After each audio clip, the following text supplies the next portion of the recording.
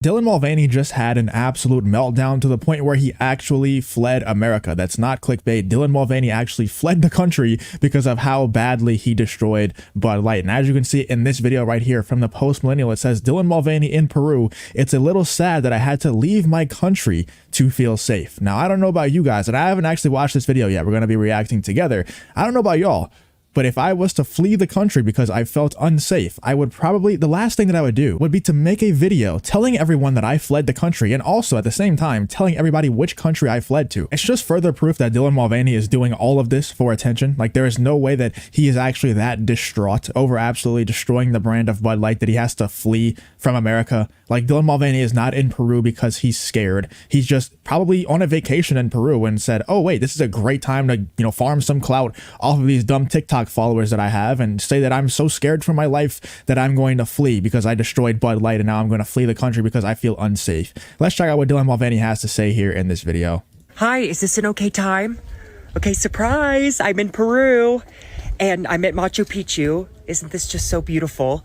I'm here by myself, and I used to do a ton of solo traveling. I'm telling you, it's the best. If you could ever do a solo trip somewhere, it is such a good way to get to know yourself better. But I came here to feel something, you know what I mean? And I definitely have. I've done shaman ceremonies that were like 10 years worth of therapy. It was wild. I've seen a lot of llamas. And the people here are so kind. I feel very safe here. It's a little sad that I had to leave my country to feel safe, but that will get better eventually.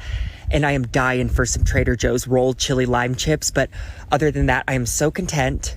You know what's really ironic about this? If these people who Dylan Mulvaney is around would actually know what he is, who he is, and maybe they do know and they're just being nice, but I think for the most part in South America, they don't really go for this stuff. Like, they don't really like trans people. Like, they don't believe in that stuff. So if they actually knew who Dylan Mulvaney was and what he was trying to be and portray on social media, I don't think they'd be too nice to him. I think he'd be a whole lot better off in America than in South America. Still haven't been kissed yet, but I'm holding out hope.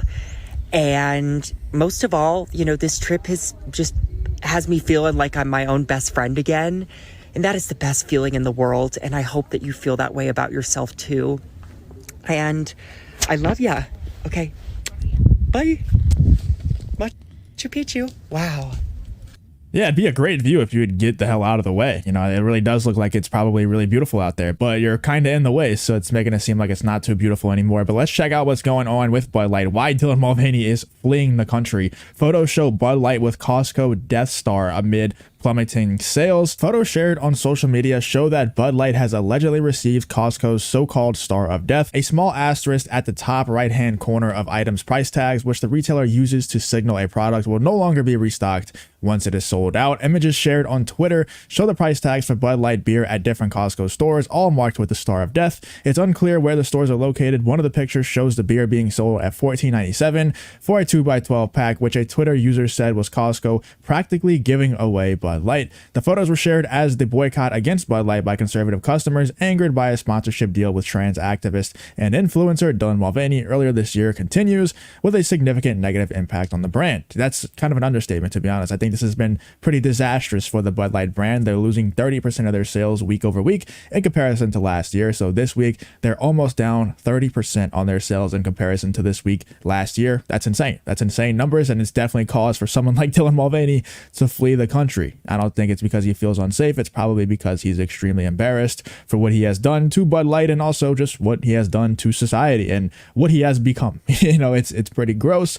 I would probably have to flee the country too if I was that much of an embarrassment to my family, but it's not because of safety issues, man. Nobody's out there looking for Dylan Mulvaney. Like, no, we don't care that much. It's really disgusting, but I'm not going to go to jail trying to prove a point here. Bud Light loses its spot as top-selling U.S. beer for second consecutive month. For the second consecutive month, Mexican lager Modelo Especial remained the king of beer across the nation in June, decrowning American-made Bud Light. Anheuser-Busch, the light beer's company or parent company, has watched sales decline as it faces a consumer boycott fueled by anger over the company's partnership with trans influencer Dylan Mulvaney. Bud Light lost its top spot as the #1 selling U.S. beer in May as conservative consumers abandoned the brand. Yeah, we all know that story. It's crazy to me what the damage that someone like Dylan Mulvaney can do to a brand, and it's really great to see. because I've said this a million times. This isn't just about making Dylan Mulvaney flee the country. It's not just about bankrupting Bud Light. Yes, that would be great. It'd be great if Dylan Mulvaney stayed away. You know, hopefully he stays in Peru and stays far away from here. That'd be great. I hope all the rest of his people also go over there as well. But that's not what this is about, in my opinion. In my opinion, this is about deterring brands, other brands outside of Bud Light, outside of Anheuser-Busch,